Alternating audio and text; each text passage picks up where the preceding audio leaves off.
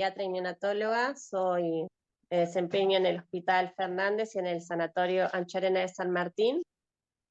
Y bueno, la charla de hoy va a ser sobre el uso de monitor de función cerebral. Nosotros todos sabemos que el electroencefalograma de amplitud integrada nos proporciona información muy valiosa sobre la gravedad de la encefalopatía y la evaluación de la actividad eléctrica global del cerebro mediante el registro de un canal único o doble que está comprimido y filtrado. De esta manera nos permite una evaluación en tiempo real más simple y menos costosa, reproducible y relativamente fácil de interpretar para el equipo de salud. A ver, denme un segundo, por favor.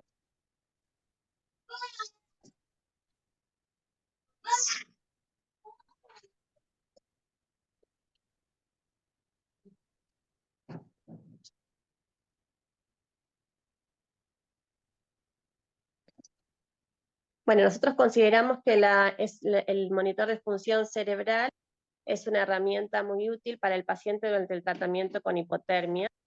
Y como sabemos todos, a veces la falta de rutina del uso hace que perdamos la practicidad del buen uso y la interpretación, por lo que desde el grupo de trabajo de encefalopatía neonatal nos parece muy importante contar con este webinar, sabiendo que es titulada como si sabemos si es lo suficiente en el uso del monitoreo de función cerebral.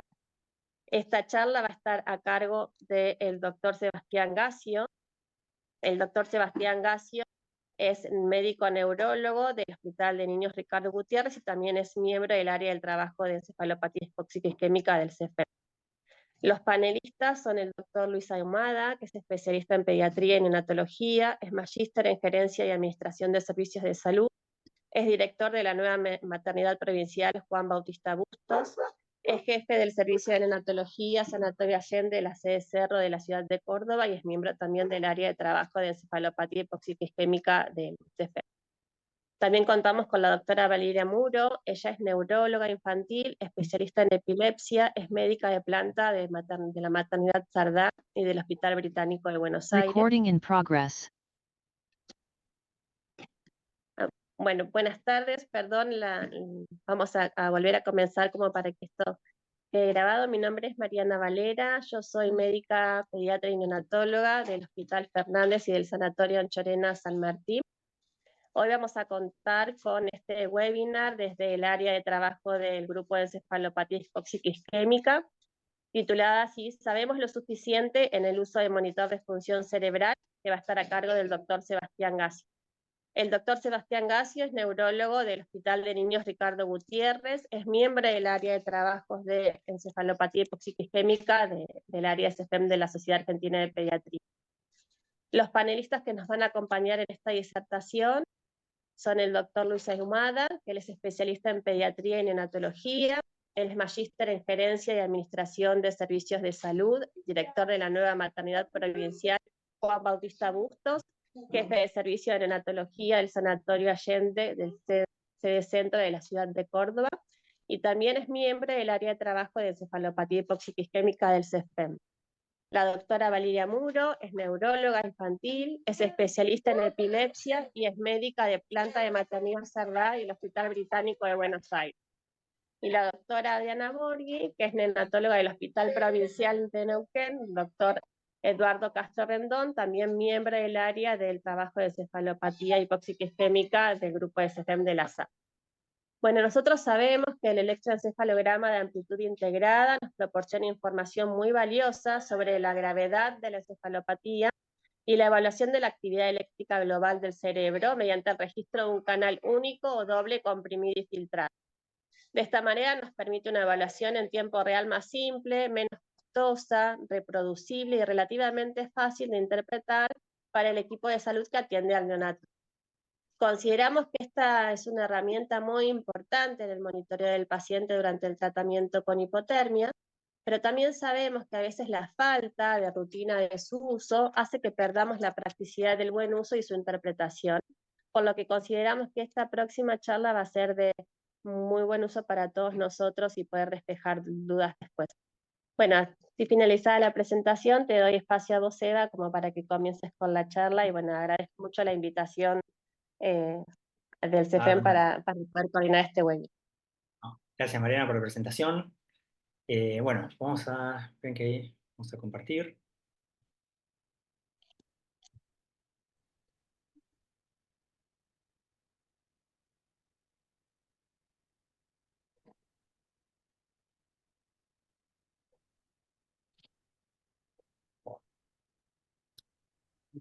Bueno, ahí estamos.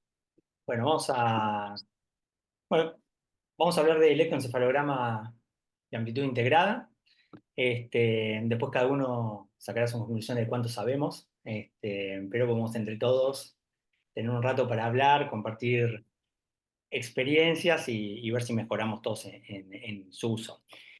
Básicamente, yo la charla la dividí en varios temas. Voy a tratar de no ser muy extenso, pero voy a hablar durante la charla algunos conceptos básicos de electrofisiología, dar algunos tips que son importantes, porque nos ayudan a interpretar qué estamos viendo, tanto las cosas reales como las no reales, ¿sí?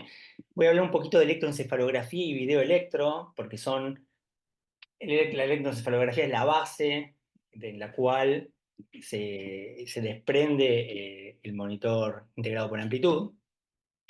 Y después ya entrando en la electroencefalografía cuantitativa, hablar específicamente de electroencefalografía integrada por amplitud, y nos vamos a dedicar a dos temas que son los fundamentales, que es reconocer los patrones del trazado de base, ¿sí? Vamos a ver un poco qué significa esto, y reconocer las crisis epilépticas y, este, y diferenciarla de los artificios, ¿sí? De los artificios extracraneanos. El... No pasó, ahí está. Básicamente, ¿qué es la electroencefalografía? ¿Qué es el electroencefalograma? El electroencefalograma es el registro de la actividad cerebral, ¿sí? De la actividad eléctrica cerebral, en este caso desde la superficie del cuero cabelludo, ¿sí? ¿Por qué digo esto? Porque uno puede hacer electroencefalograma directamente desde la corteza, con electrodos profundos, etcétera, y la manifestación que vamos a ver gráfica va a variar según desde dónde se registra. Pero en este caso, ¿sí? Que es el que usamos en el consultorio de neurología, con el monitor, etcétera, lo que le hacemos es desde el cuero cabelludo. Y lo que hacemos es registrar actividad eléctrica, ¿sí? Donde hay una descarga eléctrica, hay cambios en la polaridad, ¿sí? Principalmente, la mayoría de las veces aparece una polaridad negativa en la superficie, ¿sí? Y nosotros la vamos a registrar desde electrodos que están en el cuero cabelludo, ¿no? En este caso, acá vemos cómo hay una polaridad negativa cerca del electrodo 4, ¿sí? Y lo que quiero mostrar con este gráfico es cómo, si bien la descarga está cerca del electrodo 4, es tomada en menor cantidad por el resto de los electrodos. Esto genera lo que se llama un campo eléctrico. ¿Qué quiere decir? Que esta descarga que está acá va a estar tomada por distintos lugares, ¿sí? Y entonces nosotros con el monitor usamos montajes bipolares. ¿Qué quiere decir? Que encadenamos dos electrodos, ¿sí? Dos de un lado y dos del otro, y la onda que sacamos es la diferencia potencial entre uno y otro. Y lo que va a suceder es que a medida que nos acerquemos al electrodo que está más cercano a la descarga, este potencial va a ir aumentando, ¿sí? Y en algún momento va a cambiar la polaridad, vamos a pasar del otro lado, ¿sí? Por eso es que acá hay descargas que se llaman positivas y acá negativas, y en un lugar se ve la reversión de fase, que es esto acá. ¿Qué es la reversión de fase? Donde hay un cambio de polaridad, ¿sí? Acá el segundo electrodo tiene más voltaje negativo que el primero, y acá es el primero el que lo tiene. Acá hay un dibujito para hacerlo más esquemático, ¿sí? Acá hay una descarga a menos 50 microvolts que lo toma T4 a menos 40, F8 que está al lado a menos 20, este a menos 5, este menos 10, 0. Cuando uno hace las cuentitas, va viendo cómo todos tienen un potencial que aparece, ¿sí? En toda la grilla. De esto no importa tanto la reversión de fase, que es lo que nosotros usamos en los trazados intelectuales para ver dónde está el foco, que es donde las espigas se ven por la punta, donde hubo una reversión en la fase, ¿sí? Positiva arriba, negativa abajo. Después, el electrodo común es el foco, ¿sí? Acá el 4. Pero sí lo que me interesa es para el concepto de campo eléctrico. ¿Qué es el campo eléctrico? Bueno, justamente esto, que acá está la descarga, pero esta descarga tiene un campo eléctrico. Esta descarga llega también a los otros electrodos, con menor voltaje, ¿sí? Con otra polaridad tal vez, pero todos lo toman un poco, ¿sí? Y entonces, nosotros, ¿qué logramos? A partir de esa colocación de electrodos, esto que es un trazado de electroencefalografía, donde acá vemos el montaje, ¿sí? Qué par de electrodos están y toda una serie de ondas que tienen tres componentes principales, que son la frecuencia, ¿sí? Por eso van a ver que dicen, bueno, hay ondas delta, alfa, teta, etcétera, eso por la cantidad de ciclos por segundo, la amplitud, ¿sí? La cantidad de microvolts y la morfología. Y cada área cerebral y en cada momento de si está despierto, dormido, ojos abiertos, cerrados, van a tener distintas características, distintas frecuencias, amplitud, morfología. ¿De qué manera nosotros lo registramos? Bueno, colocando electrodos de una manera que en general ya está normatizado, ¿sí? Lo que se utiliza principalmente es el sistema 1020, en donde cada electrodo tiene una localización y un nombre, ¿sí? Por convención, los electrodos derechos tienen números pares, los izquierdos números impares, y cada uno tiene un lugar. FP2 es el prefrontal derecho, F8 el temporal anterior derecho, T4 el temporal medio derecho, C4 el central derecho y C3 central izquierdo, etc. Lo importante de esto, del concepto de la colocación de electrodos, es que lo que intenta es que los electrodos estén equidistantes uno de otro. ¿Por qué? Porque en los montajes bipolares, la distancia entre electrodos va a dar la amplitud de la onda. Entonces, si uno los pone desparejos y un par de electrodos está más separado que el otro, va a tener esa parte una falsa idea de mayor amplitud, ¿sí? Entonces, cuando, por ejemplo, utilizamos el montaje que más se utiliza con el integrado por amplitud, que es C4P4, C3P3, bueno, es importante que estén C3 y P3 tengan la misma distancia que C4P4, ¿sí? De esa forma vamos a poder ver si la amplitud de uno y otro hemisferio es la misma, ¿sí?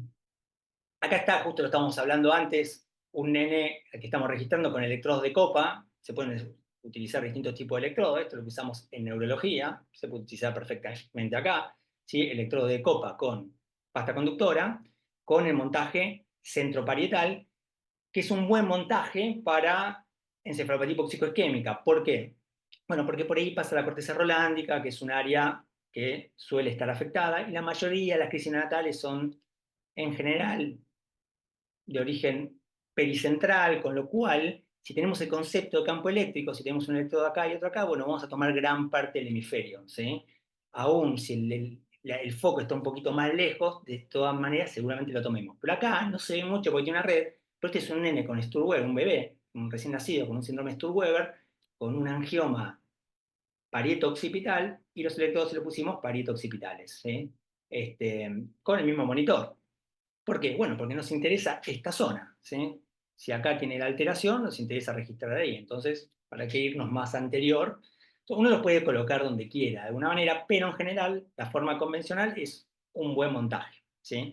Y después estos montajes tienen algunas variedades, ¿no? En neonatos, en general se usa un montaje más reducido en electrodos. ¿Por qué? Porque la cabeza es chica y si uno pone todos los electrodos quedan muy juntos y entonces la amplitud termina siendo muy chica. ¿Se acuerdan que dijimos la diferencia entre la distancia entre electrodos va a dar la amplitud? En general son más o menos 3 centímetros que tiene que haber entre electrodo y electrodo. Entonces se usa un montaje un poquito más reducido, tirando un poco para atrás los prefrontales porque hay mucho espacio subaracnoideo, mucho espacio subaracnoideo, porque no está del todo desarrollado el lóbulo frontal, entonces se tiene un poquito más para atrás. O estos montajes con muchísimo más cantidad de electrodos, que lo que intentan encontrar es mejor discriminación espacial, si un electrodo al lado del otro. ¿Sí? Pero la idea de los montajes es que, bueno, uno busca dónde colocar los electrodos, ¿sí? Y en base a eso comienza el registro. ¿Y qué es lo que obtenemos con esto? Bueno, en el electroencefalograma obtenemos en general trazados interictales. ¿Qué significa esto? Trazados en los que no registramos una convulsión, en los que no registramos una crisis epiléptica, ¿sí? Pero que sin embargo dan un montón de información. ¿Sí? Nosotros podemos dividir los trazados de electroencefalogramas en interictales e ictales. Ictales cuando sí registramos una crisis. Este, por ejemplo, es un trazado interictal, ¿sí? De un chico más grande, ¿sí? Donde vemos, por ejemplo, acá a nivel occipital un ritmo, ¿sí? De 10, 11 Hz, que es un ritmo alfa, ¿sí? Ahí está la frecuencia y la amplitud, ritmo alfa occipital, un ritmo más tipo beta a nivel anterior. Eso es el patrón de base, ¿sí? Te da la pauta si el electro, acá sabemos que con este ritmo alfa, con este electro, el chico está despierto, con ojos cerrados, ¿sí? Gracias al patrón de base que tiene, y que tiene un patrón de base organizado, ¿sí? Y también vemos hallazgos, le decimos hallazgos interictales, que no son crisis, pero que te pueden orientar a una patología X, o sobre todo a una epilepsia. Por ejemplo, acá tenemos espigas, que si vemos la reversión de fase, ¿se acuerdan que decimos donde se encuentran las espigas? Serían T3, el electrodo común, o sea, tiene un foco temporal medio, y acá está el campo eléctrico, ¿no? De esta espiga. Esta espiga que está cerca de T3 también lo toma F7, también lo toma O1, etc. ¿Sí? El campo eléctrico del electro interictal. Nosotros vamos a, cuando registremos el monitor, vamos a ver periodos en los cuales no tiene ninguna crisis, de alguna manera estamos registrando algo interictal. Y después está el trazado ictal. El trazado ictal es haber tenido la suerte, cuando uno hace un electro de 20 minutos, media hora, de haber registrado una crisis, ¿sí? ¿Qué es el trazado ictal? Bueno, justamente la aparición de la crisis. Acá vemos cómo empiezan a aparecer espigas más frecuentes a nivel central derecho, y ya cuando vemos las flechas de color azul, es que empezó a tener una actividad rítmica, que son las crisis. ¿Ah? Este, esto, esto que es el trazado ictal, bueno, yo les decía, uno lo puede tomar en un electro, o sea, justo encontré un trazado ictal. Cuando hacemos video electro, es un electroencefalograma común, ¿sí? Lo único que lo filmamos en el momento, ¿sí? Y de esa forma nosotros podemos ver en el momento en que empieza una crisis, ver el momento justo de que empieza la semiología y ver qué tipo de semiología tiene, y el momento justo en que aparece a nivel eléctrico, qué tipo de actividad eléctrica tiene, qué foco tiene, dónde se inicia, etc. Cuando hacemos videoelectros, en general hacemos trazados largos, los chicos se internan varios días, porque lo que nos interesa en general es buscar bien qué tipo de crisis tiene, dónde se origina, si son todos del mismo lugar, si coinciden con algún tipo de malformación, etc. Es un estudio que se usa mucho para cirugía. Obviamente también para confirmar si un chico tiene o no una crisis. Chicos que no te quedan claros si son crisis o no, bueno, si vos tenés el video que muestra la crisis y en ese momento hay actividad típica de convulsión, que después vamos a ver cuáles son, sabemos que tiene una crisis. Si no la tiene la actividad eléctrica, no es una crisis, ¿sí? Pero básicamente el video electroencefalograma es el mismo electroencefalograma con además la filmación de la crisis del video, ¿sí? Y de esta forma aparecieron todas rayas amarillas, no sé por qué. Este, el, y eso es, ¿qué sería un electroencefalograma convencional? Ahora, ¿qué es la electroencefalografía cuantitativa? La electroencefalografía cuantitativa es la utilización de principios matemáticas y técnicas computacionales para graficar información del electroencefalograma, ¿sí? ¿Qué información? Información que nos interesa conocer y verlo de una manera, en general, más simple. ¿Sí? ¿Qué quiere decir información que nos interesa? Bueno, por ejemplo, podemos graficar, en el caso del electroencefalograma integrado por amplitud, lo que vemos es todo un procesamiento basado en la amplitud, ¿sí? Entonces, nosotros tenemos un electroencefalograma, pasa por un software, y ese software dice, bueno, tomemos la amplitud y la frecuencia de ondas, listo, integrado por amplitud. Pero lo que hay que tener en cuenta de esto, de todo lo que es electroencefalografía cuantitativa, y especialmente nos vamos a dedicar al integrado por amplitud, es que lo que vemos acá en el integrado por amplitud es el procesamiento de lo que está en el trazado convencional abajo. O sea, ese monitor en el cual tienen arriba el trazado integrado por amplitud y abajo el trazado convencional, no son dos cosas distintas. No es que, bueno, tenemos el integrado por amplitud y tenemos el convencional. Todo lo que vean arriba sale del de abajo, ¿sí? Es el procesamiento del de abajo. Y eso es importante, ¿sí? Porque además, como vamos a ver en la charla, nos va a ayudar para confirmar que lo que estamos viendo arriba es real. Esto es esto es una pantalla de una electroencefalografía cuantitativa, ¿sí? Donde hay un montón de procesamientos distintos. Por ejemplo, intensidad de artificio, espectrograma de ritmos, espectrograma de frecuencias, que es este que está acá, ¿sí? Espectrograma de simetrías, el integrado por amplitud, que es el que conocemos, y un montón, ¿sí? Los más utilizados en general es el espectrograma de frecuencia y el espectrograma por amplitud. Este es muy parecido a este de abajo en cuanto a la idea, pero basado en las frecuencias. ¿Se acuerda que era frecuencia, amplitud y morfología, las tres principales características? El de abajo, el que estamos más acostumbrados a usar, es basado principalmente en la amplitud, ¿sí? Aunque la frecuencia también interviene un poquito. Nosotros nos vamos a dedicar a integrado por amplitud, es el que casi todo el mundo tiene, los que tienen monitor, casi todo el mundo tiene solo integrado por amplitud. El que tiene todas estas opciones, bueno, hoy va a ser un poquito más de integrado por amplitud. Y básicamente, ¿qué es eso? Bueno, es agarrar este electro convencional del que hablamos en un principio y transformarlo por una serie de procesos que algo comentó Mariana al principio, entre los cuales está la amplificación de la señal, el filtrado de algunos ritmos, pero principalmente la compresión de amplitud semilogarítmica, la rectificación y la compresión temporal.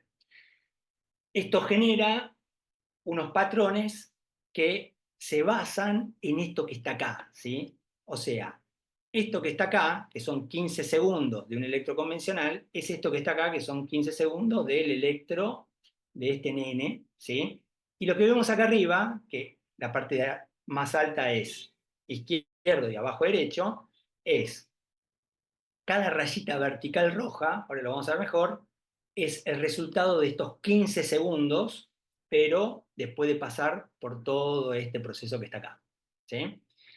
Entonces, acá arriba vamos a ver 3 horas de un pantallazo, 3 horas, ¿sí? Que eso es la compresión temporal.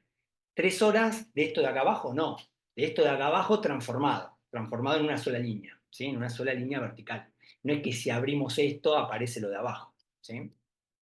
Entonces acá se ve un poquito mejor, pero justamente acá tenemos marcado una hora, ¿sí? Del integrado por amplitud, y acá marcado un segundo, abajo tenemos 15 segundos.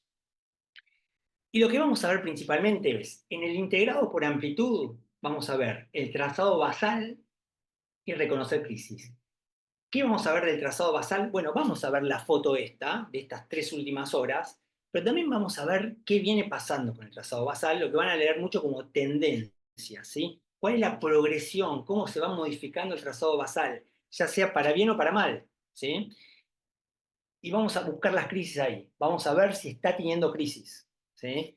Y si las tiene, abajo vamos a confirmar si son o no crisis. Ahora vamos a hablar de cómo se hace en la segunda parte, ¿sí?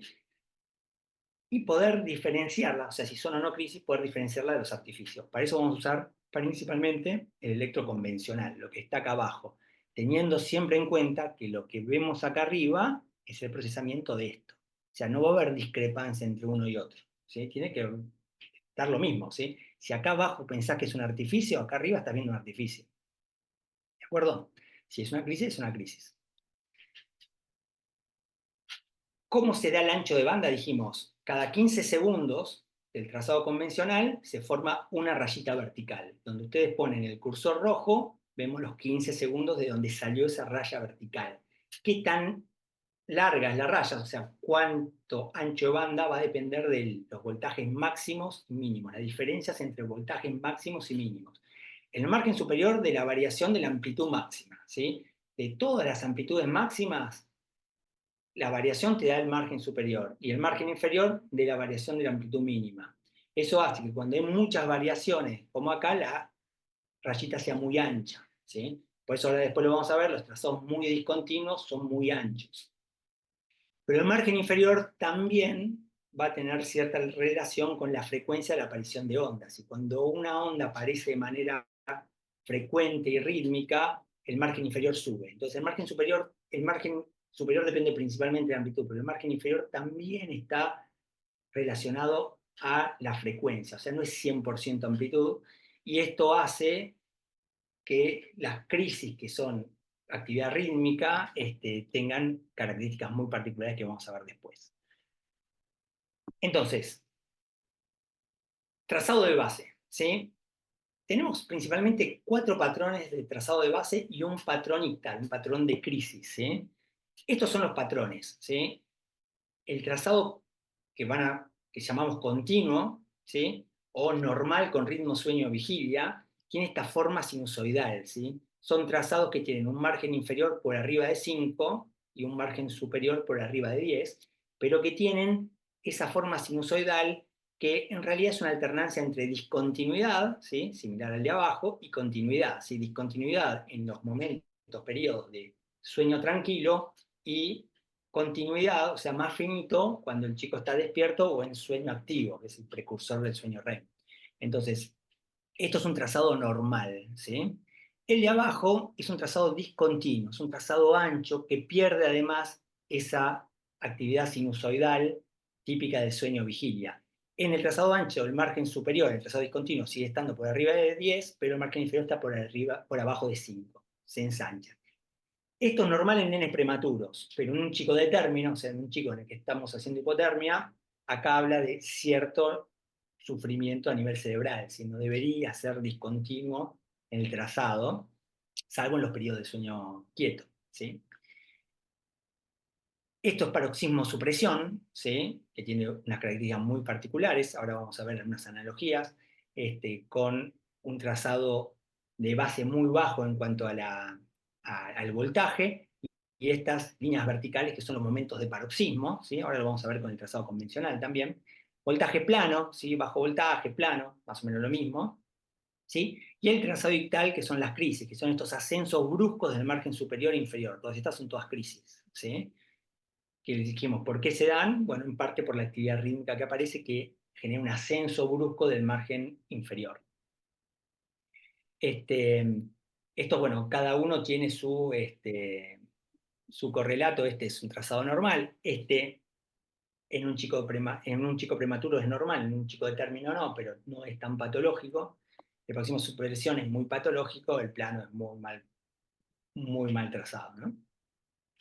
Acá les muestro un poquito el trazado normal con ritmo sueño-vigilia y por qué hablamos de continuo y discontinuo. Fíjense, el trazado discontinuo, que es la parte ancha del trazado normal, ¿sí? O cuando el trazado es todo discontinuo, es todo ancho, lo que vemos es esto, es ondas que son periodos de actividad más voltada, con más variedad en cuanto a los márgenes superiores e inferiores, y periodos de un trazado de menos voltaje. Eso genera, como les decía, al haber mucha variabilidad entre los márgenes superiores e inferiores, genera una línea muy ancha, ¿sí? Fíjense abajo, acá abajo de todo es una muestra de un trazado discontinuo de un electroencefalograma. Acá vemos cómo el electroencefalograma de este nene es discontinuo en el trazado convencional y cómo cuando pusimos ahí el cursor estamos viendo esto. Entonces esta parte va a ser discontinua. Y este mismo nene, si ponemos el cursor en la parte finita, el trazado es continuo. Es todo más o menos con la misma variedad de onda, ¿sí? Eso es trazado continuo. Más allá de qué voltaje tengan, todos los voltajes son más o menos parecidos. Y entonces el ancho de banda es más cortito. Esto es, supongo que la mayoría los conoce, son las mnemotecnias inventadas por un colega mexicano, César Sánchez, que viene mucho a la Argentina a dar charlas. La verdad que son una idea súper práctica, muy original, porque él, y creo que le sirve como para el que no está tan acostumbrado a ver los trazados de base, sirve muchísimo. Él dice que el trazado normal, con ritmo sueño-vigilia, parecen serpientes. Si se fijan, tiene un parecido, ¿sí? A estas fotos que tiene acá. Esto lo publicó este año en Archivos Argentinos de Pediatría, así que pueden bajarse las analogías estas. El trazado discontinuo parece una faja, ¿sí? Es ancho, es todo igual. El paroxismo-supresión parece un peine dado vuelta, nunca falla, ¿no? Cuando ustedes ven así, parece un peine, paroxismo-supresión. Bueno, el de bajo voltaje, un cinturón finito, igual el de bajo voltaje es muy difícil no reconocerlo, y las crisis parecen montañas, ¿sí? Estos pueden buscar el artículo, también hay charlas en internet, pero para el que empieza y necesita tener una forma rápida de ver el trazado, interpretar el trazado, estas analogías, acordarse de la serpiente, la faja y el peine, es de muchísima utilidad. Acá, hasta acá una parte de cuáles son los patrones del trazado de base. Les voy a mostrar algunos, ustedes piensen qué patrón es, ¿sí? No, es una especie de, haga su diagnóstico, pero no vamos a estar haciendo que levanten la mano, ¿sí? ¿Qué vemos acá? Bueno, la mayoría ya debe estar pensando, ¿sí? La viborita, un trazado normal, ¿sí? Ritmo, sueño, vigilia, ¿sí? Acá se ve el trazado continuo, ¿sí? En el electro. ¿Qué vemos acá? Bueno, mírenlo, pero ya la mayoría también está viendo. Esto es un trazado discontinuo, ¿sí? Se perdió esa actividad sinusoidal del ritmo sueño-vigilia, se ensanchó el trazado ¿Por qué? Porque principalmente bajó el margen inferior por debajo de 5. ¿Sí? Y acá se ve discontinuidad en el trazado convencional. Acá vemos el peine dado vuelta, así que ya sabemos rápidamente paroxismo supresión. Cuando vemos acá, vemos el paroxismo y la supresión, y trazado plano, ¿no? Es fácil de reconocer. Les voy a mostrar un par de ejemplos del trazado de base. ¿Sí? Acá, ¿qué ven? Cuando uno ve rápidamente el trazado de base acá, ve una diferencia muy notoria entre el lado izquierdo arriba y el lado derecho. ¿Sí? ¿Qué vemos principalmente? Que arriba el trazado aparece con un ritmo sueño-vigilia y abajo es de muy bajo voltaje. ¿Sí? No es plano, pero es de muy bajo voltaje. Cuando vemos el convencional, observamos lo mismo. ¿Sí? Que arriba hay un trazado de mayor voltaje y abajo de menor voltaje. Esto puede ser a varias causas. Esto puede ser real, puede ser que haya una asimetría de voltaje, como se ve en este niño, ¿sí? Que tiene una lesión hemisférica enorme y entonces ese hemisferio tiene menor voltaje y eso da la asimetría, ¿sí? Que este sería este caso, ¿sí? Pero también podría ser que haya diferencias en el filtrado. ¿Se acuerdan que le dijimos que la actividad eléctrica que se origina en el cerebro va a pasar por una serie de filtros naturales? Bueno, esos filtros naturales pueden estar aumentados o disminuidos. Por ejemplo, si ponemos los electrodos arriba de un hematoma, bueno, la actividad eléctrica tiene que pasar un filtro extra, que es el hematoma, y va a llegar con menos voltaje. O si, por ejemplo, el hematoma está adentro del cerebro, o sea, es extraxial, no está en el cerebro, pero es un hematoma extradural, por ejemplo, está por dentro del cráneo, pero también genera filtrado, ¿sí? O la otra causa puede ser que los electrodos estén puestos de manera simétrica. Porque otra cosa que comentamos es que la distancia entre electrodos va a dar la amplitud de la onda. Entonces, si de un lado los pusieron muy cerquitas, ese lado va a tener menos voltaje. Con lo cual, cuando ustedes ven esto, ¿qué tienen que decir? Bueno, mirá, hay una simetría de voltaje, hay menor voltaje del lado derecho. ¿Qué hacemos? Bueno, veamos que los electrodos estén bien puestos. Sí, están a la misma distancia de un lado y del otro. Bueno, no es eso. Veamos que no estén sobre un hematoma, ¿sí?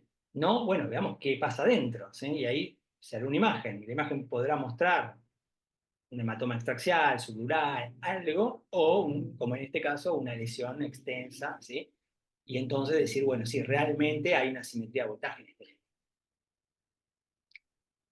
Aquí les voy a mostrar otro ejemplo que me pasó justamente César Sánchez. Fíjense, este es muy interesante porque acá no hay una simetría del voltaje, hay una simetría en el patrón. Fíjense cómo del lado izquierdo es discontinuo y del lado derecho es normal, con sueño vigilia. Entonces, ¿qué le está pasando? Como este nene tiene 39 semanas, ¿qué está mal en este nene? El discontinuo. ¿Sí? Ese trazado discontinuo no debería estar. ¿Sí? Y que tiene un accidente cerebrovascular. ¿Sí? Este niño generó esa discontinuidad que dijimos, bueno, es un trazado discontinuo en un chico de término que está hablando de que algo está sufriendo, en este caso solo un hemisferio, no todo el cerebro, y lo que tenía, como se ve acá, en la ecografía y en la resonancia, un hematoma, un accidente cerebrovascular isquémico, ¿sí? Del lado izquierdo.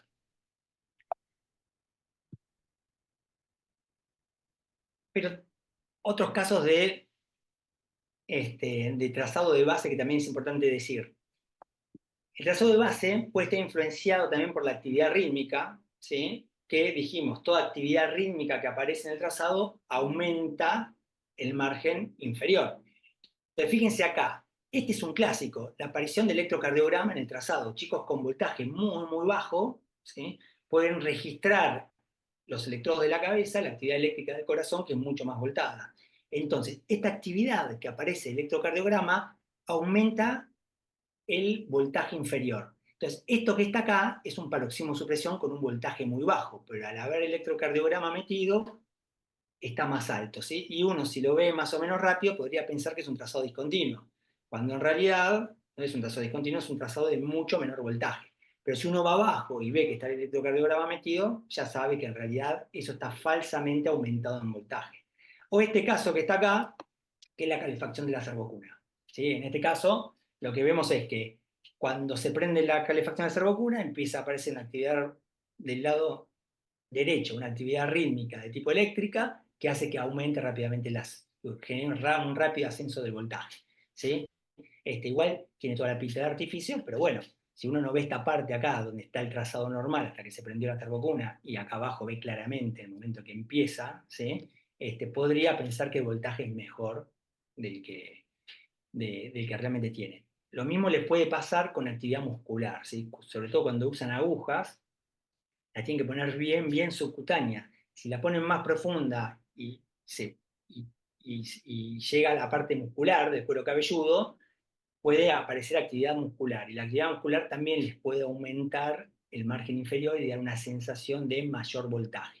Lo que pasa es que al no ser paroxístico, esto no va a ser paroxístico, no los va a confundir con una crisis, pero si esto sucediera de manera más paroxística, más breve, los puede confundir. Esta es una falsa idea de voltaje normal o bastante normal por artificios de distinto tipo.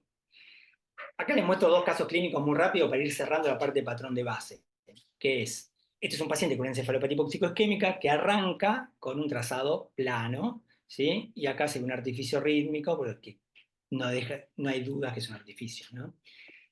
A las 48 horas empieza a aparecer cierto trazado, ¿no? Como ven acá, de paroximosupresión, que partiendo de un trazado plano es una buena noticia, ¿sí? Con algunas convulsiones. Acá se ve la actividad rítmica, pero a las 72 horas el trazado empeoró claramente y el pronóstico es muy malo en estos casos, ¿no? En cambio, el paciente 2 también tiene una encefalopatía hipoxicoisquémica, empieza en las primeras 24 horas con paroximosupresión, empieza un poco mejor, pero con crisis. Acá abajo vemos la actividad ictal, que ahora vamos a revisarla un poco, que son estos ascensos que vemos acá. A las 72 horas hay una clara mejoría, ya evolucionó hacia un patrón discontinuo, esto es un continuo, ¿no? El paroximosupresión va mejorando, va haciendo un patrón discontinuo, y para el cuarto día ya hay ritmo sueño-vigilia, y eso es de muy buen pronóstico. Aún empezando su encefalopatía hipoxicoisquémica con un trazado de paroximosupresión y con crisis, la evolución de los días siguientes a nivel eléctrico fue muy buena, hizo de muy buen pronóstico. Pero vamos a la parte más interesante, ¿sí? El, el electroictal, o sea, las crisis epilépticas. Dijimos que las crisis epilépticas son las montañas o arcadas también, ¿sí? Se pueden ver como montañas acá, o acá como pequeñas arcaditas, aberturas, ¿sí? Con la parte de arriba media redonda. Básicamente las convulsiones en el trazado integrado aparecen como un ascenso del margen inferior y superior, ¿sí? Un ascenso del margen superior e inferior, que da estas imágenes bastante características. Ahora, ¿estas son todas crisis? Eso es lo que nos tenemos que preguntar siempre. Bueno, no todas, ¿sí? La que está acá abajo, ahora vamos a ver, no es una crisis. ¿Es un aumento del margen inferior y superior? Sí lo es. Pero vamos a ver que no es una crisis. Igual ya uno lo ve y medio que se da cuenta, pero a veces no es tan obvio, ¿sí? Ahora, ¿cómo vemos una convulsión, una crisis epiléptica en un electro convencional?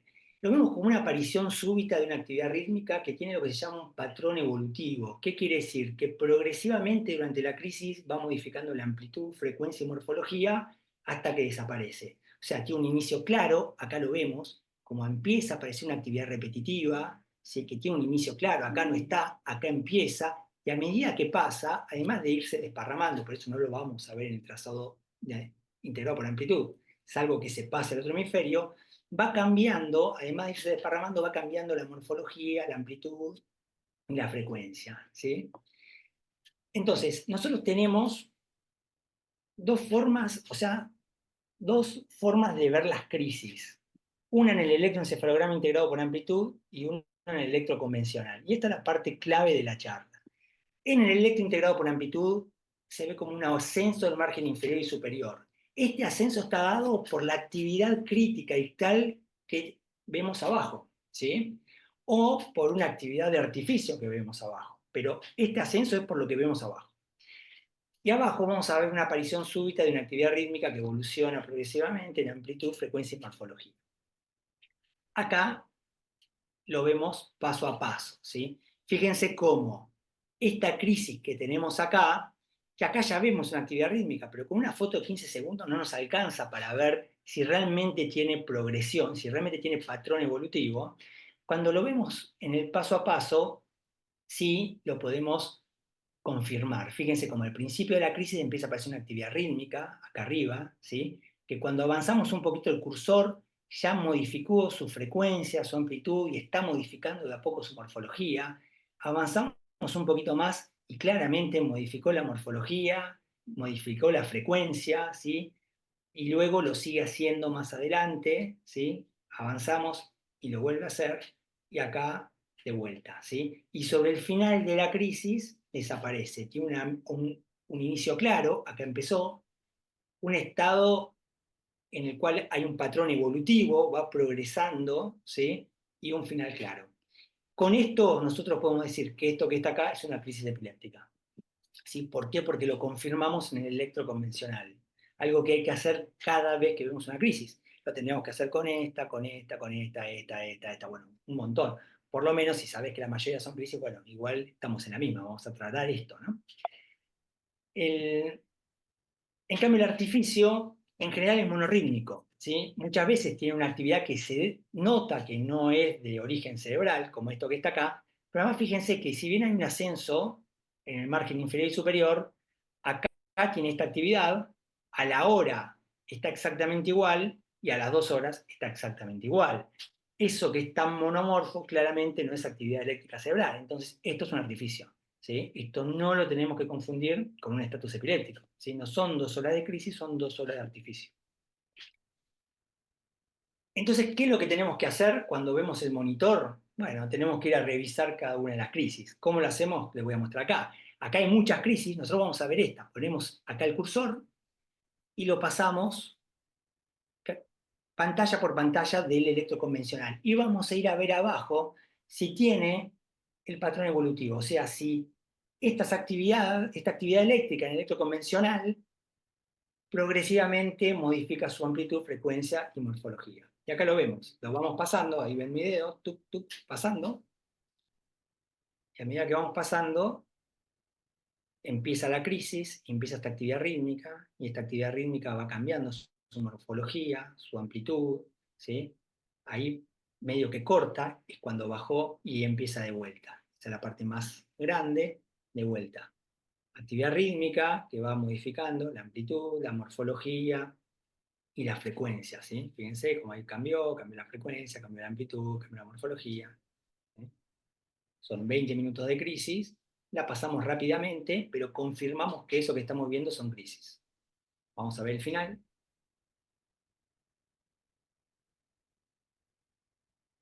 Ahí ya está la crisis por terminar, porque vemos arriba cómo el cursor está terminando la crisis, y acá abajo cómo se achata el trazado, ¿sí? Se aplana, y después vuelve la actividad normal.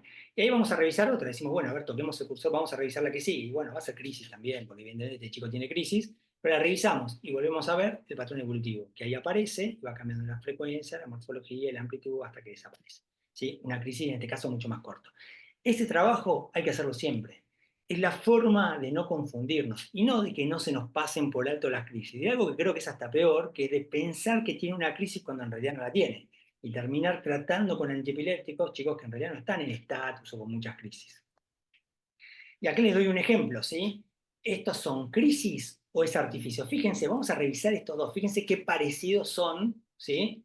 En el trazado, ¿sí? Son muy parecidos. Acá tenemos algo que juega a favor de la crisis, que se fue del otro lado, ¿sí? Que tuvo difusión al otro hemisferio, ¿sí? Acá se ve, esto es el reflejo de esto del otro lado.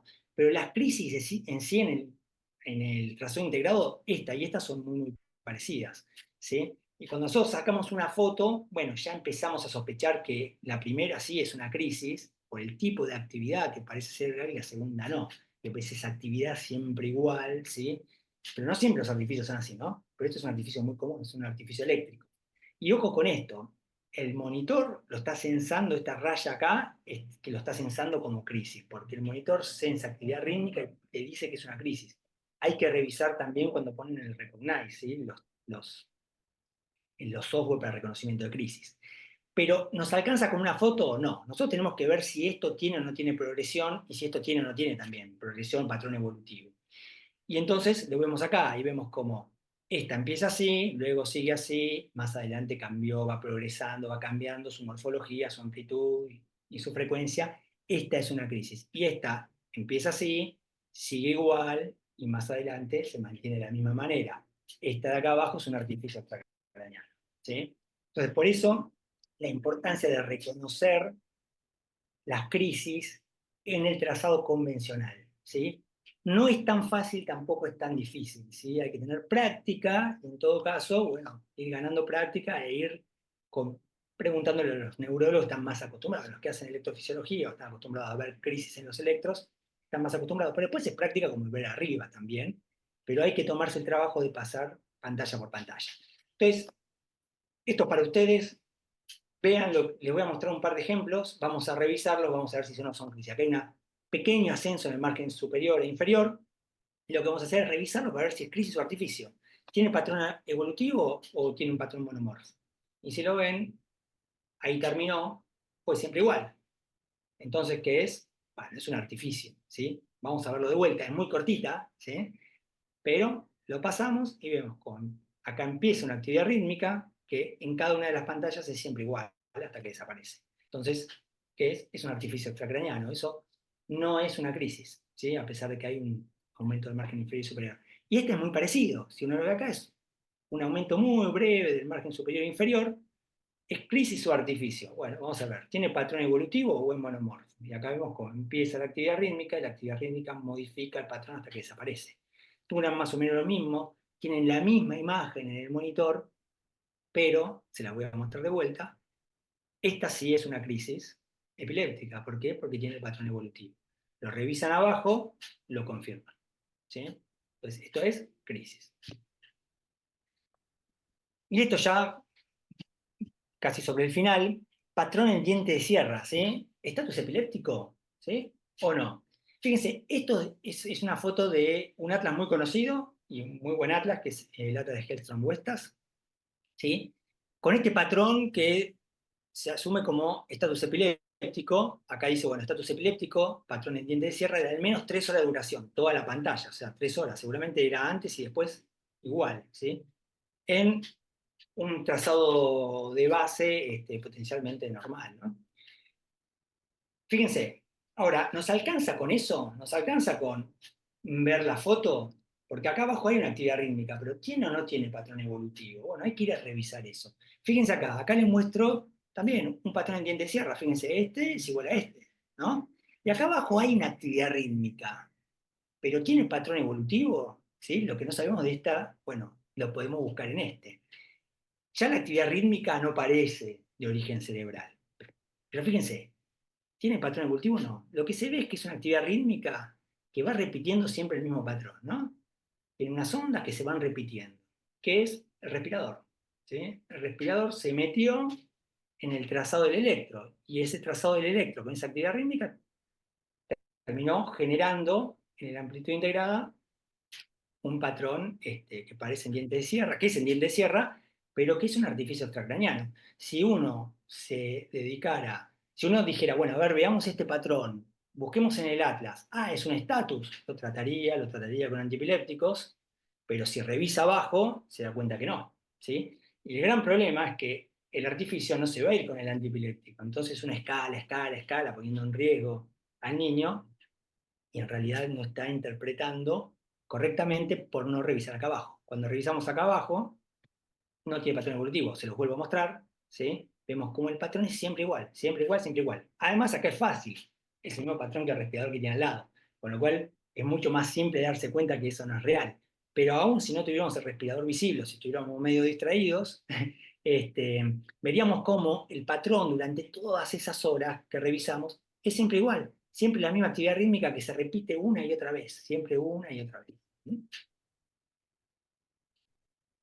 Entonces, para terminar, un breve caso clínico, ¿sí? Para cómo más o menos interpretamos el electroencefalograma integrado por amplitud. Este es una primera gesta, un embarazo controlado, un parto prolongado, y el niño nace deprimido, de 40 semanas, 3,5 kilos, una APGAR 1,35, requiere reanimación, pH 6,69, con un déficit de base de 19,2. El examen nos derivan al niño con un examen con encefalopatía moderada severa, se recibe para hipotermia dentro de las 6 horas de vida, y al ingreso que tiene, uno ve el patrón de base y es un patrón de bajo voltaje, ¿sí? yo les comenté algo del patrón muscular. Fíjense cómo del lado izquierdo está un poquito más alto, ¿sí? Parece tener un poquito de mejor voltaje que el lado derecho. Sin embargo, no sé si se ve porque, bueno, está medio chiquito, pero hay una actividad muy, muy rápida, ¿sí? Que esto es actividad muscular. Seguramente de ese lado la aguja está muy clavada y entonces está registrando actividad muscular y eso aumenta el patrón, ¿sí? Aumenta el voltaje, ¿sí? A las 24 horas, bueno, el patrón es más de paroxismo supresión, ¿sí? Y fíjense, revisamos y hay algunas crisis. ¿Ven el patrón evolutivo típico de crisis? ¿Sí? ¿Está bien? O sea que a las 24 horas el niño tiene crisis, ¿sí? Pero ya hay una mejoría del patrón. Empezó con un trazado de bajo voltaje, prácticamente plano, y a las 24 horas, a pesar de tener las crisis, el trazado mejoró. Pasó de plano a paroxismo supresión, ¿sí? Se cargó con levetiracetam. En las horas siguientes tuvo más crisis, así que requirió nuevas cargas. Fíjense cómo una tras otra, cantidad de crisis, todas cortas, pero todas crisis. Acá se empieza a ver un inicio de una, ¿no? El patrón evolutivo, ya la revisamos acá, así que sabemos que son crisis. Y bueno, nunca está más revisarlas, pero bueno, el chico está teniendo crisis, ¿sí? Acá se la muestro en una pantallita, ¿sí? Esta crisis completa, ¿sí? Esta es una crisis que tiene un minuto, ¿sí? Cada pantalla son 15 segundos, empieza acá con la actividad rítmica, acá un poquito más adelante ya cambió de esta manera, en la siguiente pantalla ya tiene esta forma y luego ya tiene esta y termina, ¿sí? Patrón evolutivo, inicio claro, progresión como modificación progresiva de la frecuencia, la amplitud y la morfología, y final claro. ¿Sí? ¿Y cómo siguió el trazado de base? A las 48 horas, discontinuo, con alguna crisis, acá se ve una crisis, acá otra, pero ya empezó a mejorar la crisis con las sucesivas cargas, ¿sí? La importancia de verlas y tratarlas. Tuvo alguna crisis en el recalentamiento, ¿sí? Fíjense, acá vemos una, pero casi nada, ¿sí? Y para el cuarto día ya empezaba, tenía un trazado discontinuo que ya empezaba a mostrar cierta progresión a un trazado normal con ritmo sueño-vigilia que logró al día siguiente. La resonancia fue normal y la evolución del chico también, por lo menos en la primera parte de los controles. ¿Sí? A los 3 meses tenía examen y maduración normal, ya le electroencefalograma normal, ya le habíamos sacado la medicación anticonvulsiva, ya estaba sin levetiracetam, con un examen totalmente normal que siguió así. Así que para terminar un poco, un resumen de lo visto hoy. ¿Sí? Un tema que creo que es importante tener en claro, el, el trazado integrado que vemos en la parte de arriba del monitor es la versión modificada del electro convencional, ¿sí? Con lo cual, lo que ves arriba te lo está mostrando lo de abajo, no son dos cosas separadas, ¿sí? ¿Se acuerdan el caso que les mostré de diente de sierra? No es que el diente de sierra es un estatus y el monitor lo mostró, pero abajo se estaba metiendo ¿cómo se llama? El respirador. No, porque se estaba metiendo abajo el respirador, se formó el diente de sierra arriba, ¿sí? Entonces, el trazado integrado es la versión modificada del trazado convencional que también tenemos disponible. Y siempre hay que tenerlo visible. No hay que ponerle impedancia, hay que poner el trazado del electroencefalograma, ¿sí? La correcta colocación de electrodos es fundamental para obtener un buen trazado, un trazado evaluable, pero también puede ser causa de muchos artificios y falso diagnóstico, con lo cual hay que revisar cuando uno ve algo que no cierra cómo están puestos los electrodos, si están simétricos, etc. Y después pasar a ver el trazado de base. El patrón del trazado de base hay que ver no solo la foto de esas 3 horas, sino también la evolución en el tiempo, las tendencias. ¿Sí? Si hay dudas, confirmarlo con el electroconvencional. Para el trazado de base, también lo van a poder conformar abajo, a veces por ahí es más difícil. Si ustedes tienen dudas en si el trazado de base es paroxismo supresión o discontinuo, posiblemente se les complica ver abajo, porque también va a ser muy parecido, ¿sí? Pero el trazado de base en general es fácil de ver, no genera tanta duda. Las dudas del trazado de base pueden estar en artificios, en que se meta electrocardiograma, y eso lo van a ver con el convencional, que estén mal colocados los electrodos, eso lo van a ver revisando la cabeza, ¿sí? Entonces, el caso de base es un poco más simple, pero recuerden, no vean solo la foto de las 3 horas, vayan viendo cómo va evolucionando. Eso da mucha información. Si el paciente empieza con trazado de paroxismo supresión y si empieza, por ejemplo, con un trazado plano y pasa a paroxismo supresión, está bien. Si empieza con paroxismo supresión y pasa plano, algo pasó, bueno, veamos qué pasó. Si está con crisis, si no se las tratamos, ¿qué sucede? Después, en el trazado, ¿qué vamos a seguir? Bueno, el siguiente paso es buscar si tiene o no crisis, ¿sí? Monitorizar en el trazado integrado por amplitud si tiene crisis y confirmarlas en el electroencefalograma convencional. Siempre confirmarlas. Esto sí, cada vez que vemos crisis o pensamos que son crisis epilépticas en el electro integrado por amplitud, las tenemos que ir a confirmar en el electro convencional, ¿sí?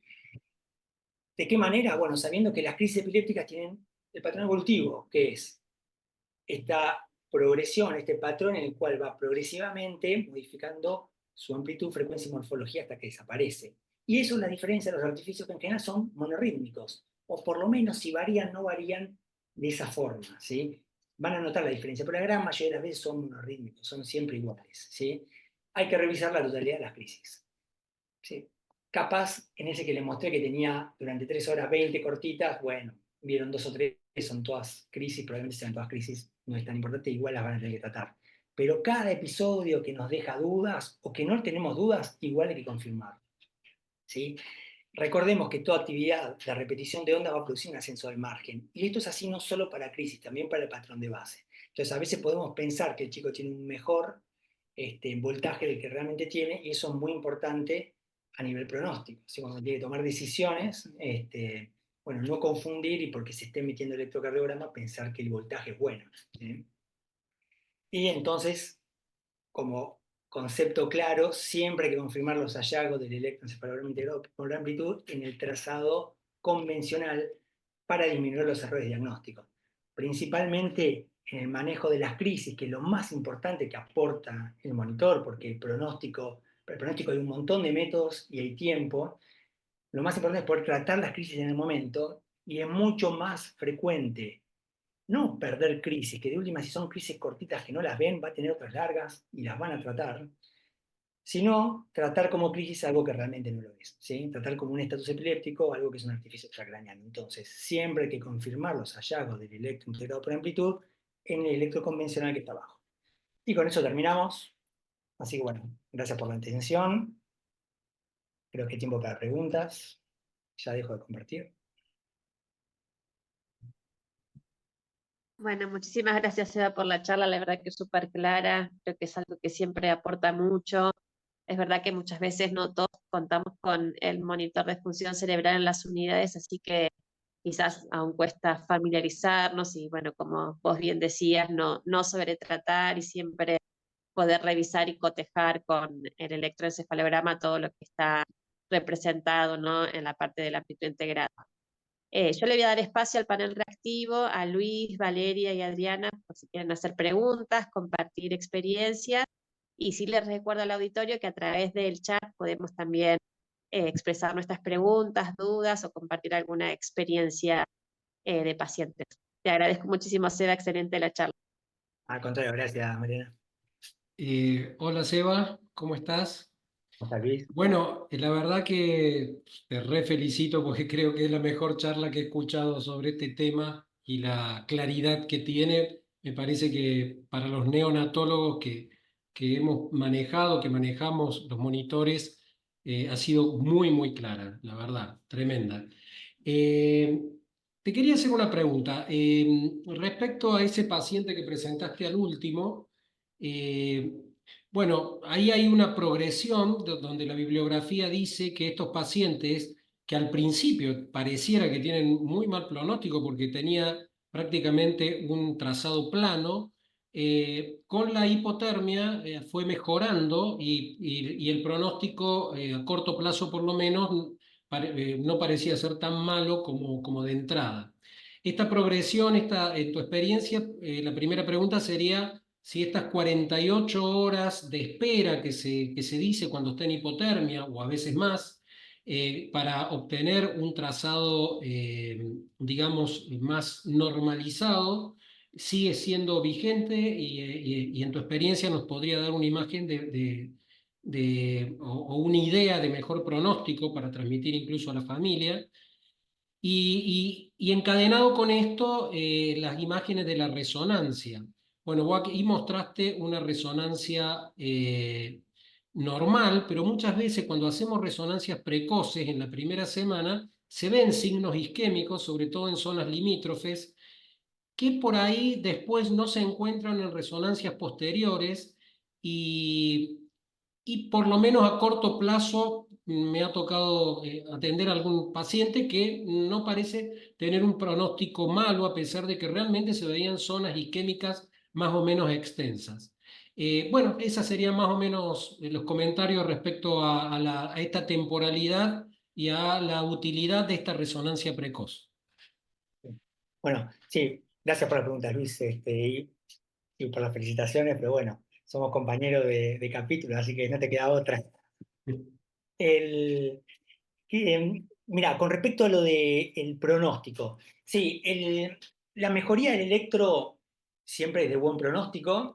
No, nunca los pronósticos, ningún método es absoluto. Lo que se vio en general que lo que eran 48, 72 horas, a veces se retrasa en pacientes en hipotermia. Y hay pacientes hay estudios que muestran quinto día, recuperación de ritmo sueño-vigilia y siguen teniendo buen pronóstico. La realidad es que no hay que tampoco asegurar el 100%, ¿no? Son una sumatoria de cosas. Si el chico le controlaste bien las crisis, recuperó rápido el ritmo sueño-vigilia, tiene una resonancia normal, al cuarto o quinto día está reactivo, está bien, porque eso también es clave, ¿no? La parte clínica, bueno, todo suma. Ahora, si al quinto día recuperó el ritmo sueño-vigilia, pero todavía no está del todo reactivo, o tiene imágenes, bueno, la cosa cambia. Yo creo que el pronóstico es, hay que tomar varias cosas y a veces hay que tomar un poco de tiempo.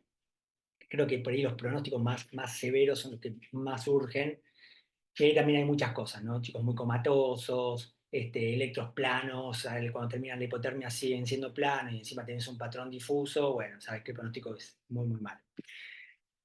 Con respecto a las imágenes, con las imágenes pasa algo medio parecido, pero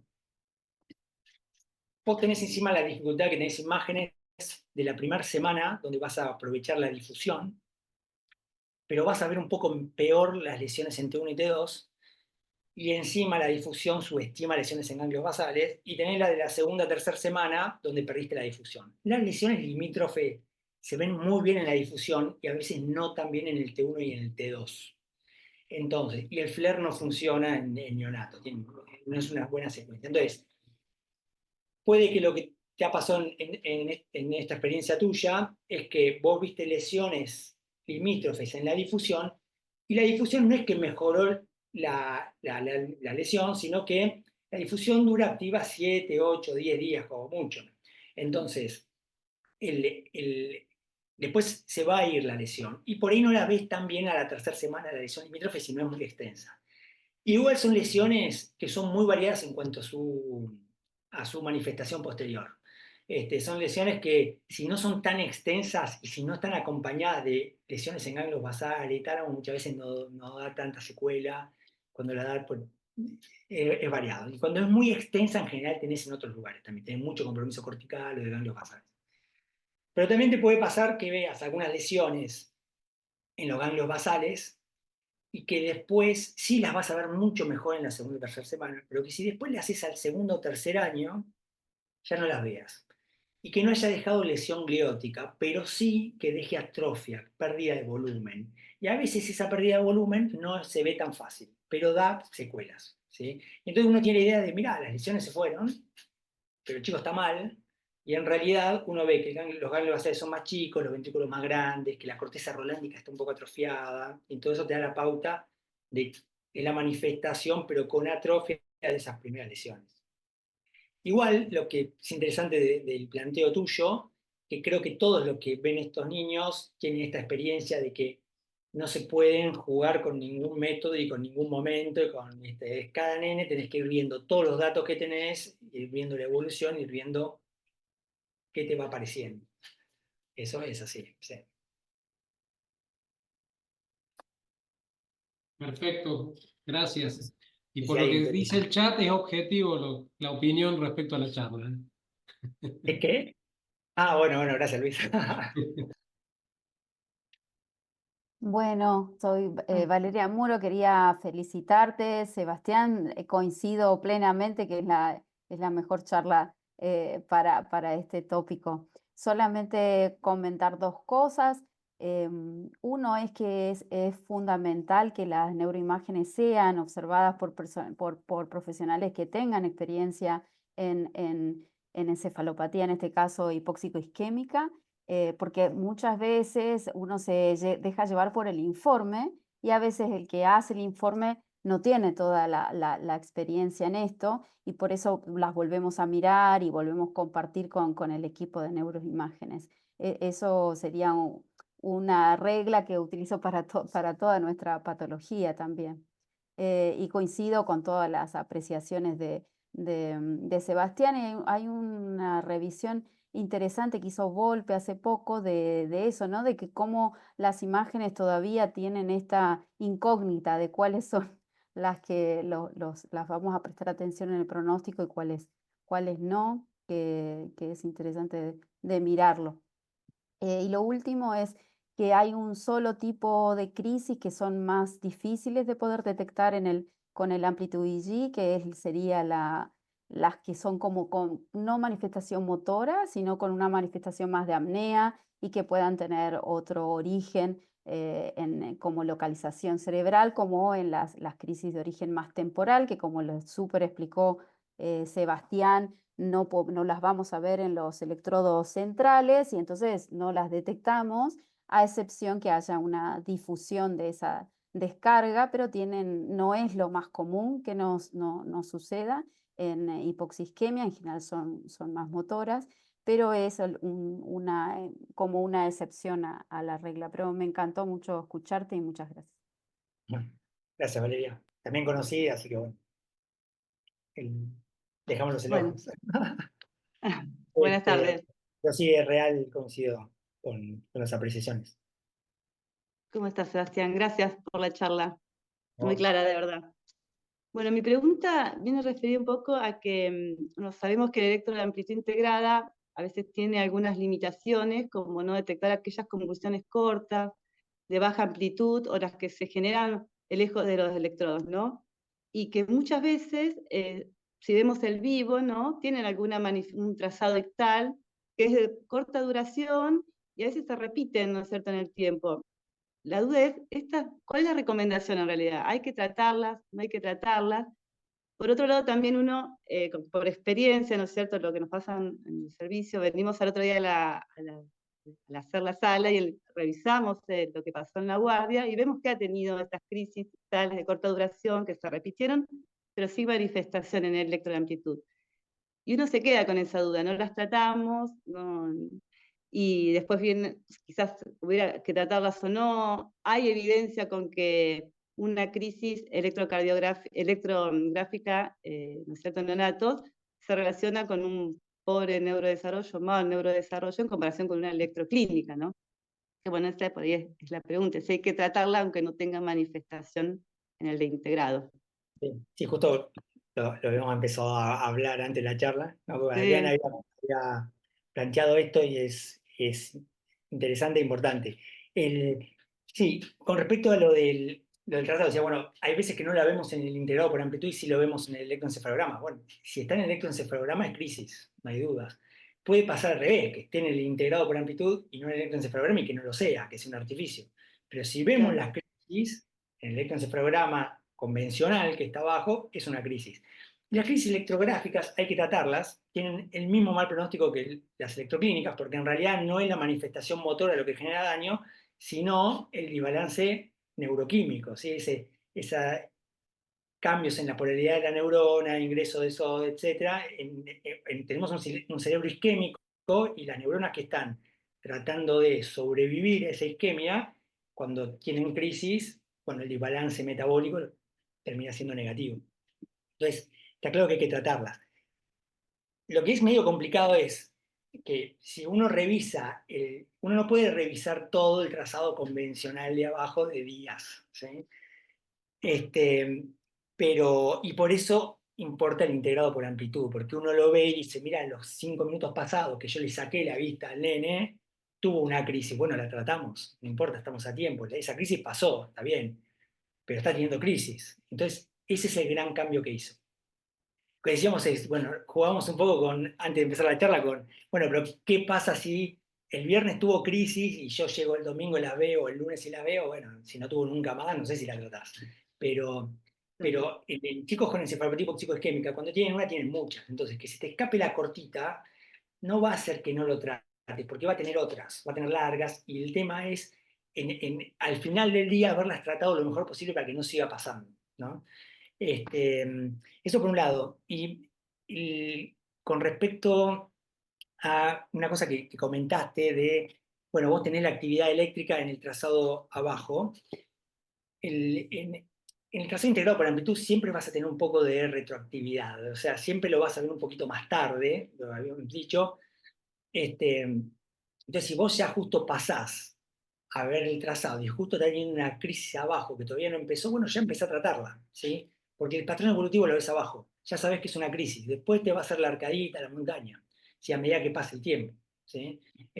Y si por el contrario pasaste y la tuvo hace unos minutos, bueno, la tratás también, obviamente. Una, ¿cómo se llama? Es un método complementario de muchísima utilidad si lo usamos para tratar las crisis, no para verlas 2 o 3 días después. Porque si lo vamos a ver unos días después, bueno, se perdió el mayor valor, que es haberlas tratado. Claro. Pero no es tan fácil, no es tan fácil a veces, genera confusiones.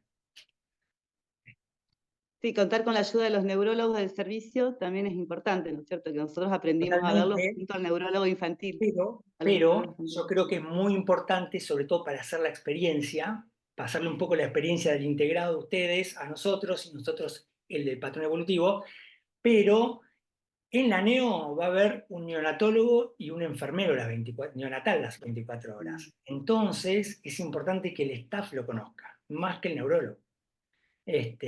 ¿Por qué? Porque tenemos que tratarlas en ese momento. Entonces es muy importante eso, pero después compartir, sí, bueno, yo arranqué con esto cuando estaba en el Fernández, con Mariana, ahí mirando cosas, bueno, y lo fuimos mejorando, pero al principio lo hemos hecho nuestras macanas también, y capaz la hacemos haciendo, no sé, pero ahí es muy importante el intercambio, ¿viste? El intercambio es, bueno, a ver, esto no me parece, por esto, por lo otro, e ir viéndolo. No es tan difícil, pero tampoco es tan simple. Muchas gracias, Seba. Por favor. Seba, en el auditorio surgía la pregunta de qué electrodos colocar a los bebés prematuros. Entonces, bueno, creo que son los hidrogel, ¿no? Para evitar el pinchazo, digamos, la punción de las agujas. Pero bueno, aprovechando esa pregunta, digamos, los otros usos del monitor de función cerebral en otros en pacientes prematuros, ¿no? Creo que hay que tener muy en cuenta el trazado de base que vamos a encontrar de acuerdo a la edad gestacional del niño que tenga colocado el monitor. Sí, es un poco más complejo, obviamente porque va a cambiar. Lo mismo el chico ya de término más avanzado, lo mismo, también cambia con respecto a esto que mostré. Empieza a cambiar la polaridad en cuanto a ritmo sueño-vigilia, porque aumenta en voltaje, así que también tiene una pequeña diferencia. Yo, si no querés pincharlo, sí, se puede usar hidrogel o la copa. Yo soy particularmente, estoy muy acostumbrado a la copa. Tiene buen registro, etc. Lo que sí creo que un tema que hay que discutir es cuánto usamos, o sea, a quiénes vamos a monitorizar, qué buscamos con el monitoreo, porque se sabe, y hay un trabajo de este año, el año pasado, se sabe que hay muchos falsos positivos de crisis. Entonces, el monitor funciona muy bien cuando vos monitorizás a un chico que sabés que va a tener crisis o que tiene alta chance de crisis y saber, además, ver bien el monitor. Si vos tomás y aún así podés tener algunos falsos positivos, pero bueno, como el chico va a tener crisis, lo más probable es que se diluyan en crisis reales. Si monitorizamos chicos con bajo riesgo de crisis, tenemos tal vez más chances de tratar a veces cosas que no son crisis de tratar una crisis que si no se nos hubiera escapado. Así que eso es un tema que creo todavía está ahí en discusión y hay que verlo. Con encefalopatía hipoxicoisquémica no hay dudas. Ahora, por otro lado, el trazado de vaso te puede servir pues, ver que el nene lo está monitorizando y está con un trazado normal para la edad gestacional y de repente hace una simetría y pues un sangrado. O sea, puede ayudar. Pero bueno, no sé cuánto ponerle a todo el mundo es una buena medida, pero no lo sé, creo que no lo sabe nadie, está un poco ahí en discusión. ¿Usted le pone a todos los prematuros, Mariana? ¿O no tanto?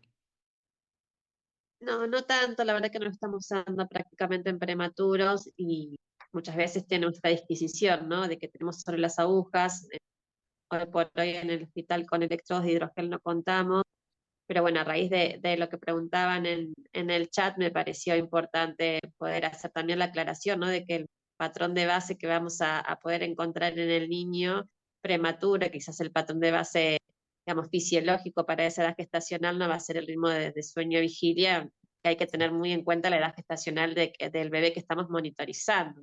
Totalmente, totalmente. Eso es una facilidad que tiene el hipóxico isquémico, siempre de término, está siempre ahí. Ya en prematuros y en chicos más grandes varía. Las crisis también son a veces un poco distintas en cuanto al voltaje en prematuro. En chicos más grandes no cambia tanto. Sí, un temita con respecto a los electrodos, que lo habíamos estado hablando antes de empezar la charla, que también Adriana comentó que no tienen aguja, pero bueno, el electrodo de copa tiene que conseguir el electrodo y tiene que conseguir la pasta conductora, pero el electrodo se reutiliza. O sea que si ustedes tienen 5 electrodos a mano, el día que no tienen aguja, ponen esos. Nosotros ponemos mucho esos en chicos que no les vamos a monitorizar tanto tiempo y es una buena, es simple porque aguantan, le ponemos una redecita, registramos. Por ahí la impedancia no esté tan baja, pero no va a estar mala tampoco. El trazado lo van a ver y va a ser bueno. Es una opción. No tienen hidrógeno, no tienen copa. Es más, yo no sé si no es mejor que el hidrógeno. Yo por lo menos estoy más acostumbrado. En cuanto a registro, digo, ¿no? Claro. No sé si alguien del auditorio quiere hacer alguna pregunta, compartir alguna experiencia con el grupo. El, solo agregar, Mariana, de este tema, porque lo estuvimos hablando y lo hablamos con el equipo de Sardá, del uso de prematuros, que todavía está siendo como revisado, sobre todo los patrones. Entonces esto, como dijo Sebastián, aplica para recién nacidos a término o mayores de 36 semanas, 37. Porque va a haber un patrón discontinuo y eso a veces no es parte del proceso maduracional normal. Lo que sí me parece interesante usarlo, y eso lo estamos reevaluando como equipo de trabajo, es para la detección de crisis, porque en crisis sí es una herramienta útil cuando no tenemos acceso, que también para los premas nos recuesta hacer electros convencionales, ¿no? Por toda la complejidad. Así que ese sería un tema interesante de discusión próxima. Hola, no sé si alguien está levantando la mano, porque tampoco los del panel no queremos copar un poco las preguntas, pero si levantan la mano o escriben las preguntas. Yo, una cosa que te quería decir, Seba, bueno, una es que el prematuro, por lo menos, vos marcaste esa separación de 3 centímetros, yo la vi que por ahí tiene que tener una separación por lo menos de 2,5 centímetros, ¿no? Digo por el tamaño que es bastante, que se complica cuando tenés bebés prematuros respecto a la colocación de electrodos.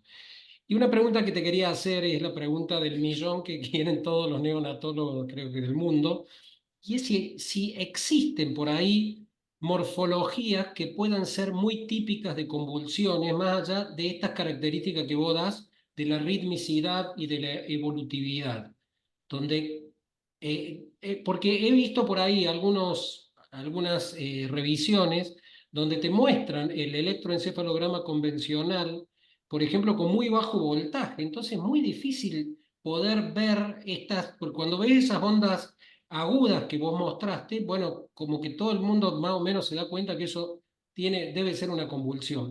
Pero por ahí, o sea, lo que te quiero decir, si hay patrones más o menos que uno pueda tener, como para decir, estas son las formas más frecuentes de onda que suelen hacer las convulsiones en los recién nacidos. O eso es imposible, como me imagino que es. No, bueno, lo que te dice si eso no es el patrón evolutivo. Porque como habrán visto, algunas se dan puntas, otras punta onda, otras ondas lentas. Sí hay algunas características, los prematuros tienen en general crisis con ondas más lentas, por ahí no tan voltadas, etc. pero igual vas a buscar el patrón evolutivo. O sea, lo que te va a dar la pauta es el patrón evolutivo, porque vos, la onda puede variar también en el artificio. O sea, vos podés tener un electrocardiograma, tiene una punta con una onda posterior, puede ser muy parecido, ¿sí? Pero el electrocardiograma va a ser siempre igual, ¿sí? En cambio, la crisis no.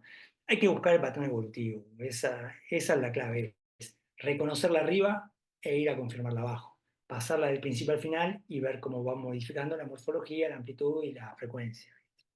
Y otra rápida, vos dijiste esto de que por ahí las zonas que capta va a ser una zona que es muy típica de la encefalopatía hipóxico-isquémica. Pero si vos ya verificás que hay una lesión en otra zona, ¿modificarías la posición de los electrodos de amplitud integrada para que estén más dirigidas, por ejemplo, a la zona más occipital o... No, bueno, por eso, sí, es un poco lo que comentó recién Valeria también. Yo creo que hay que jugar un poco con eso, tratando de buscar el mayor rédito posible. ¿Qué tiene de bueno poner electrodos centrales? Es que está más o menos equidistante. Entonces, vos tenés la posibilidad de agarrar el campo eléctrico de más o menos todo el cerebro. Y la mayoría de las crisis neonatales arrancan a nivel central. Y en encefalopatía hipóxico-isquémica, en general también. Entonces, para la encefalopatía hipóxico-isquémica, que algunos electrodos sean centrales, ideal. Si vos me decís, mirá, además tiene una lesión frontal, y bueno, por ahí lo ponés frontocentrales. Y mantenés los centrales, pero con un par más tirado hacia adelante. Por ahí no está mal tampoco. Yo mostré el ejemplo ese del Struweber. Queríamos ver si estaba teniendo crisis, se van a originar en el angioma leptomeningio. El angioma leptomeningio, pareto occipital, si lo ponemos pareto occipital. Obviamente, la marca que tiene la mayoría pone muy central, centro parietal y te da el medidor, etc. Pero eso no quiere decir que uno no pueda poner electrodo donde prefiera. Creo que para encefalopatía hipóxico-isquémica mantenerlo así, igual. Centro parietal parece ser la mejor opción. Pero bueno, de repente tenés un accidente cerebrovascular isquémico y fíjate, es más, hasta uno podría pensar, si quiere, poner todo del mismo lado. Si vos de repente decís, bueno, tengo un accidente cerebrovascular isquémico de la cerebral media izquierda, no debería tener crisis del lado derecho. Y si querés tener más áreas, hasta las puedes poner del mismo lado. Es medio raro, ¿eh? Nunca lo hice, pero perfectamente no sería tan ilógico por ahí. No vas a poder ver simetría ahí. Pero ya sabés que la CB que la CB ya lo tiene, ya sabés que lo tiene. ¿Viste? Y eso se puede jugar un poco. Creo que para encefalopatía hipóxico-isquémica igual mantendría centro parietal.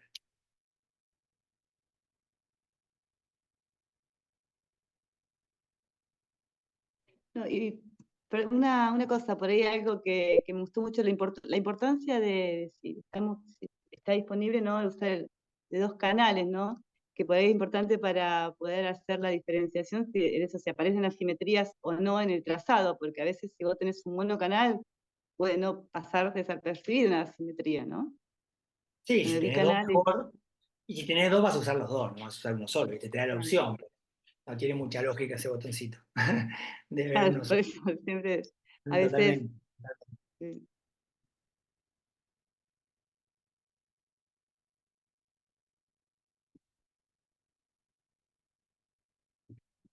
No sé si hay alguna pregunta, yo no miré el chat, pero.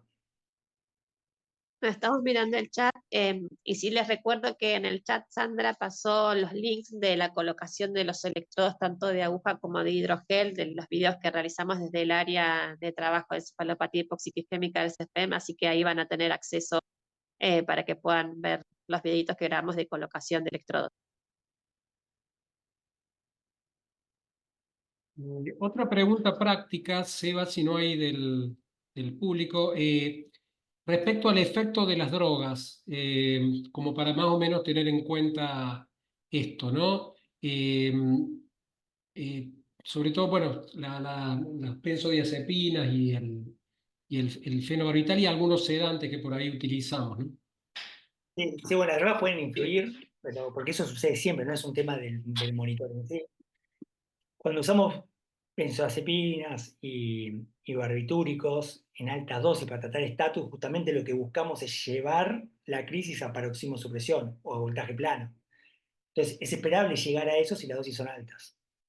Pero también se ha visto con algunos otros usos. Con surfactante está descrito que puede dar peroximosupresión en el electro. No sé, yo nunca lo vi eso, pero hay descripciones. Pero sí, hay que pensar, si uno encuentra de repente en un chico que venía con un trazado bueno y de repente hace un peroximosupresión, bueno, otra cosa a mirar es si no le pusimos alguna droga que lo puede generar. ¿No?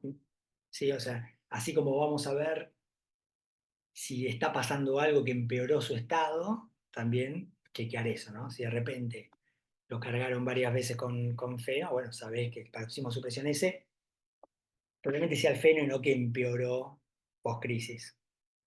Sí, sí, hay bastantes drogas.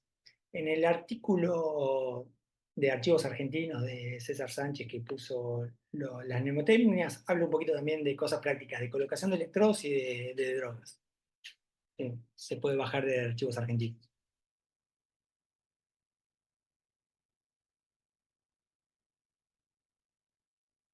Y lo que se ve mientras más inmaduro es en cuanto a edad gestacional es que el trazado es más discontinuo, ¿no?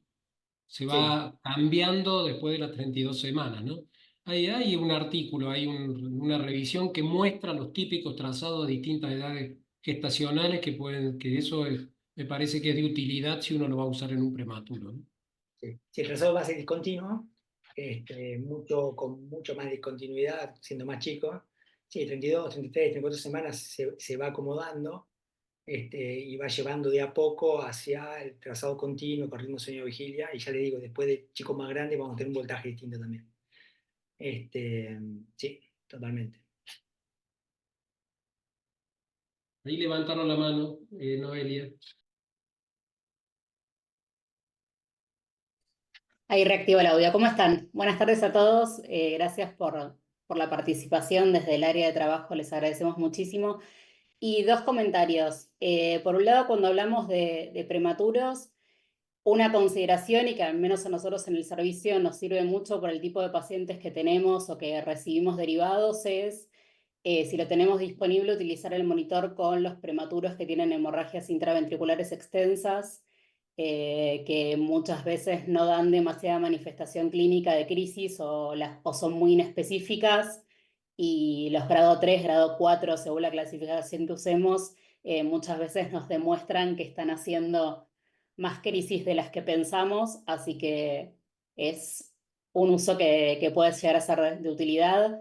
Y después, respecto a lo que hablábamos de las drogas y cómo influyen, tal vez como comentario, tener muy presente el uso de los marcadores cuando estamos al lado de la cama del paciente y aplicamos alguna medicación, porque a veces nos pasa también esto que decía Adri, que cuando uno llega a la planta al día siguiente revisa para atrás el electro y ver modificaciones de patrones y no haber estado presente en ese momento, si tenemos marcado que le hayamos aplicado alguna medicación o que hayamos hecho algún procedimiento, nos sirve como para una interpretación más adecuada y no sobreinterpretar o subinterpretar lo que puede estar realizando el paciente. Así que nada, esos dos comentarios nada más. Gracias.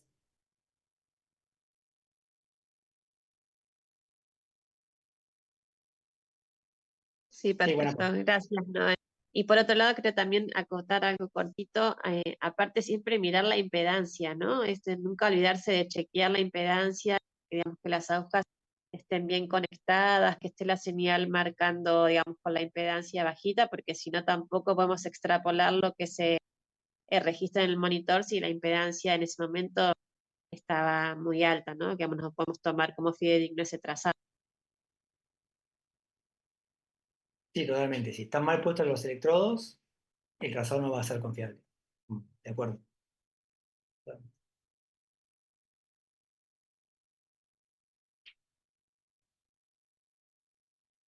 Bien. No sé si hay alguna pregunta del auditorio. Estuvimos reenviando los links de la colocación de agujas que nos estuvieron pidiendo porque en algún momento se ha cortado la señal. Así que no sé si hay alguna pregunta o alguna duda, alguna experiencia que quieran compartir.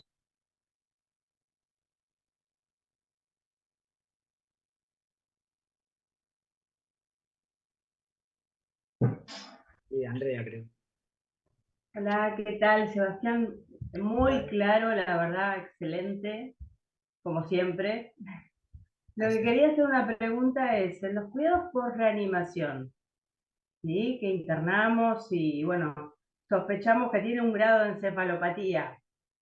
¿A todos le ponemos el monitor? ¿Qué recomienda? ¿Qué piensa la mayoría? Decís, el chico que por ahí tiene una encefalopatía hipóxico-isquémica, pero no sabes si es leve, por ejemplo, y lo observás, Claro. ¿te referís a ese? O si es leve o si no tiene, ¿viste? Cuando es un cuidado post reanimación y vos le ves un grado que va a tener una leve, pero no sabés si después va a tener convulsión, ¿no? Sí, a ver, yo creo que Entonces, puede ¿le ser pondríamos útil. monitor a todos?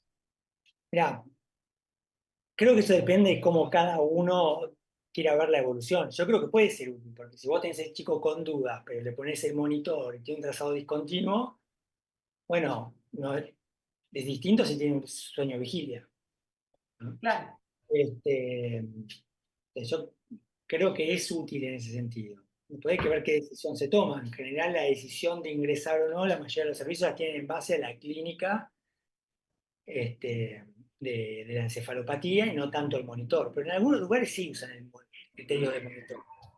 Creo que depende de cada lugar, pero es un dato más. Es un dato más, me parece a mí. bien. No, no sé el resto si lo usa o no.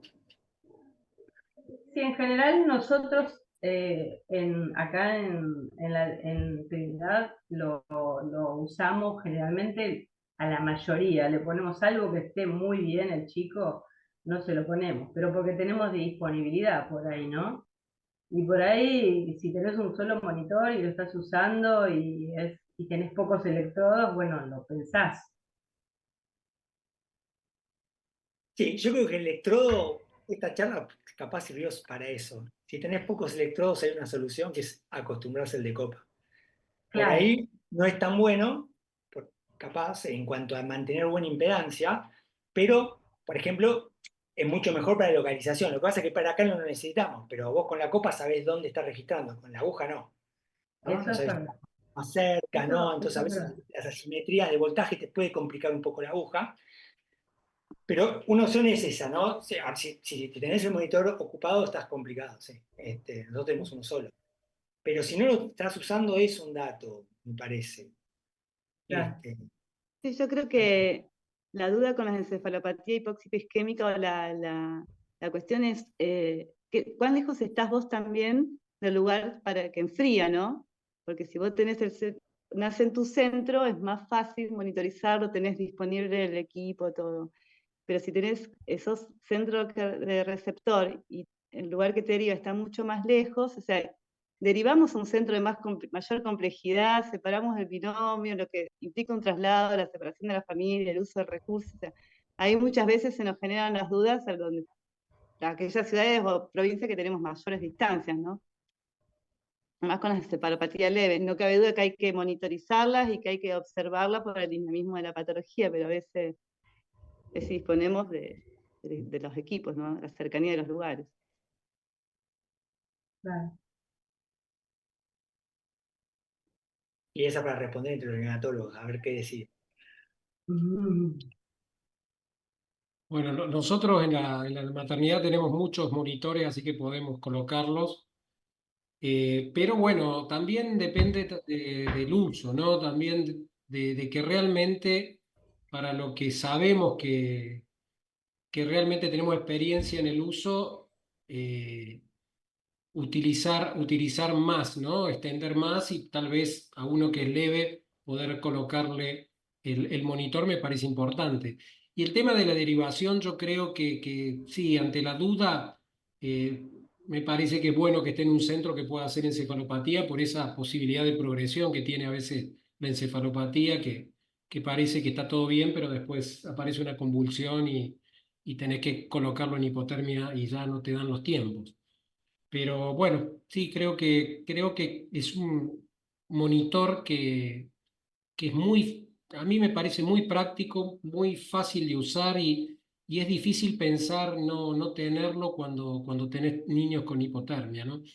Eh, pero bueno, Creo que eso también se está discutiendo, ¿no? En el consenso y en el grupo, de que sea un estándar de cuidado, no solamente la posibilidad de la hipotermia, sino también del monitor de función cerebral, ¿no?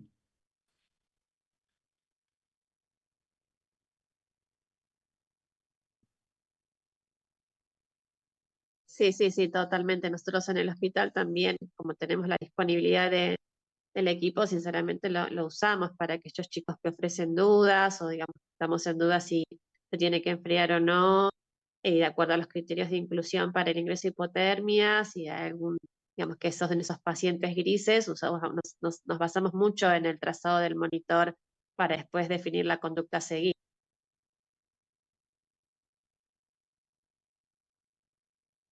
Sí, me parece que da una tranquilidad, ¿no? Tener un trazado normal, por lo menos en esas horas, y saber de que no hay alguna convulsión eléctrica que no tenga manifestación clínica, ¿no? O sea que creo que para esas encefalopatías que tienen duda, como se usaban al principio en los primeros estudios en Canadá, para definir si trasladar o no un bebé, creo que es importante hacerlo.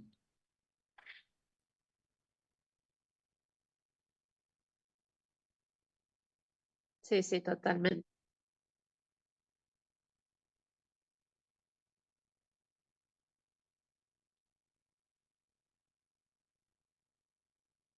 Bueno, Quiero Mariana. aprovechar, sí, perdón, quiero aprovechar la oportunidad para, bueno, comentarles que el 11 de diciembre, también a las 6 de la tarde, vamos a estar con otra charla desde el área de trabajo de encefalopatía, que es sobre el corazón en la encefalopatía hipoxiquisquémica, también importa.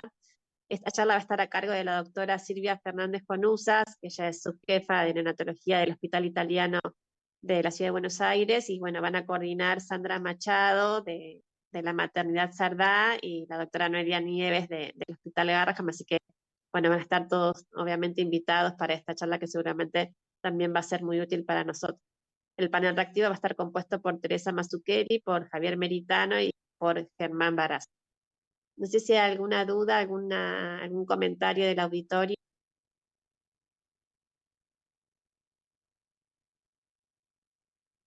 Acá Noé, bueno, compartió la placa de esta próxima charla del 11 de diciembre.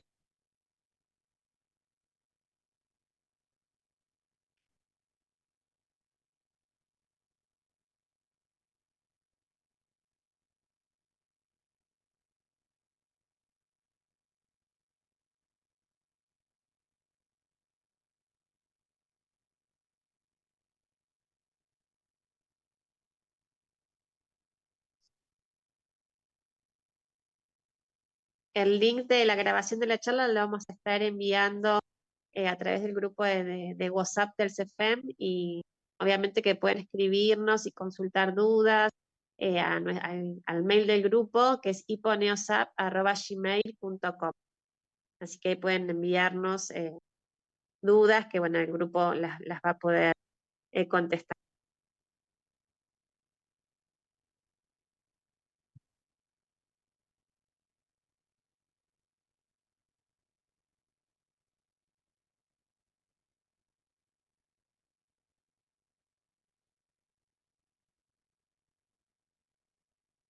No sé si alguien más quiere hacer algún comentario.